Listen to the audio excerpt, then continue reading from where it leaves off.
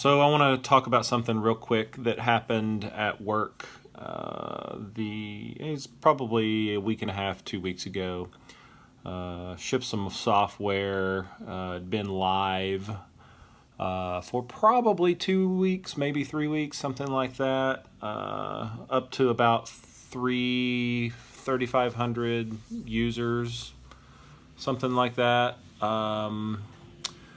And as a team, we decided to make a change to secure some things a little bit better.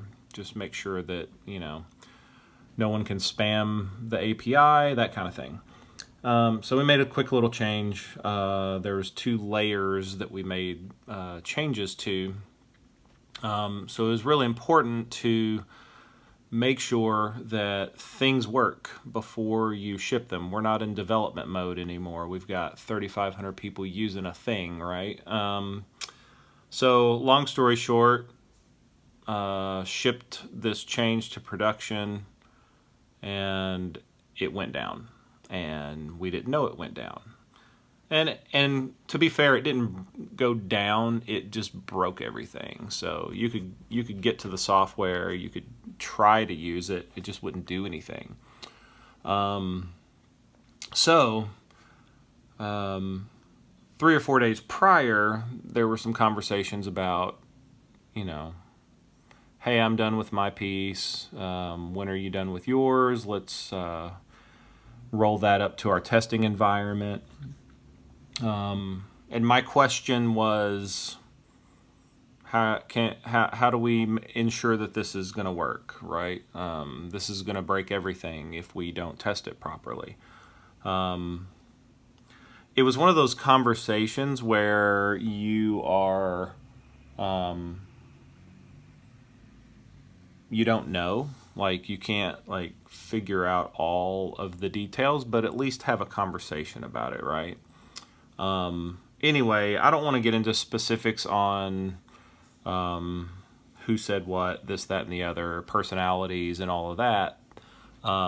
The thing I want to talk about is ownership of when something goes wrong. It's never just one person's fault, right? You can get into specifics later. But when you're building software on a team, you're doing it as a team. So everyone has a part in that in some capacity. My part in this particular situation was walking away from a conversation out of frustration and not ensuring that the software got tested properly, right? So let that be a lesson to you guys. Whatever the reason is for getting frustrated, whether it's just, somebody you're talking to is annoying you, or maybe you're having a bad week or whatever, we have a job to do for users, especially if you've got people using your software. We've got to make sure that we don't break it. It's going to happen, but we've got to try our best, no matter how you feel that week. And if you're not feeling up to the task, then it's okay to be honest about that too. Let somebody know. So anyway, I just thought that was an interesting thing. I've been doing this for 10 years and stuff happens, right? But the important thing is to not repeat it and talk about it and own it, right? Ownership's a big deal when you're on a software development team, instead of trying to find who to blame, right? You just work through that as a team and put some stuff in place to make sure that doesn't happen anymore. So anyway, I hope that's helpful. I'm happy to answer more questions about this subject. If you guys have thoughts, or if you've majorly been a part of breaking something, it'd be good to hear those stories too. So anyway, I hope that's helpful.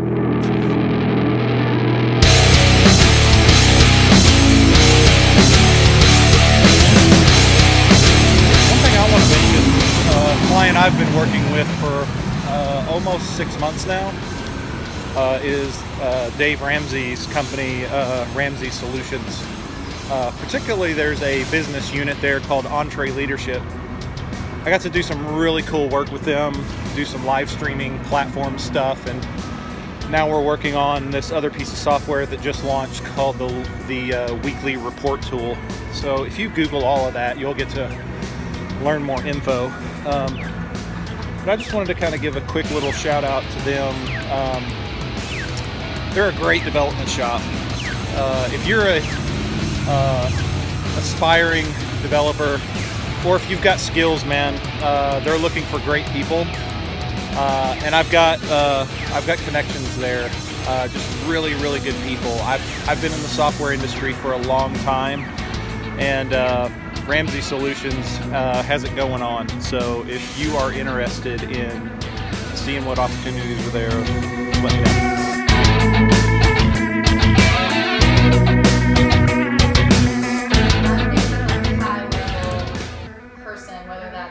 A manager or a product owner or a VA or UX people sometimes are that high level person too. So it's kind of like, that's kind of where I would see myself long term. Yeah. Okay. Yeah. Yeah, it does. I will say, for whatever it's worth, my opinion, as you try to navigate like being on the fence of like full-time gig or I would love try the freelance feedback, thing. Yeah, because I just don't know. So I've been a contractor freelancer for a long time. Mm-hmm. So I am going to be a little bit biased about that. But what I'll try to do is say you're going to get a lot more experience faster, in my opinion, than being at a company and climbing the company ladder, because you're going to, the requests of clients are going to change every, 6 months at a minimum, like even more than that. Like, you adapt as a freelancer to what a client is asking for. So next month you might need to learn Ruby on Rails or whatever, so like skill set wise, more is going to be asked of you a lot sooner. So if you're wanting to like be all in on like learning and coding and getting to know how to be a developer and work on a development team, that might be more valuable to you at this point if you see yourself running those teams later, right? You're going to get more experience faster.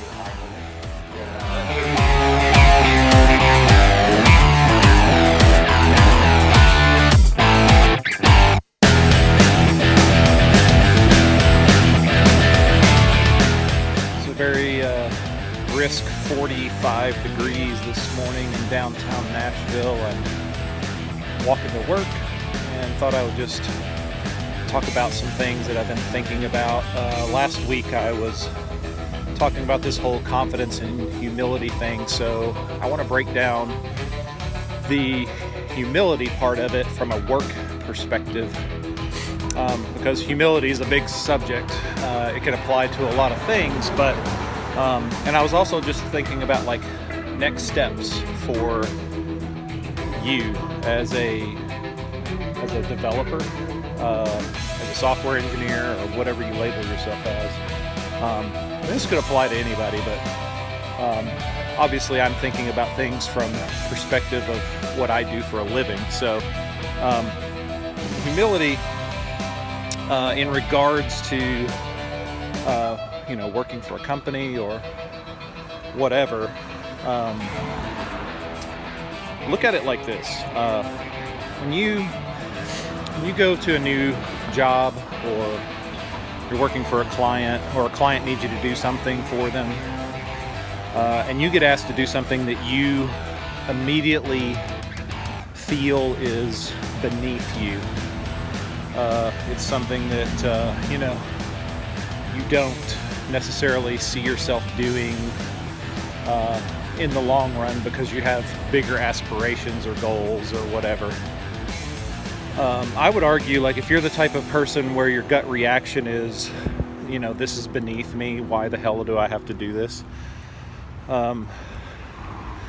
Stop for a second, take a deep breath and think about this. Like, what if, that opportunity has been presented to you? What if you humble yourself and just rock the shit out of it. I guarantee you a faster door will open for you for a better opportunity a lot, before you even know it, rather than bitching and complaining about it. Life is definitely a game of persistence, I think. I don't want to go down the road of saying life is a struggle. We all kind of think about that from time to time, but like persistence, man.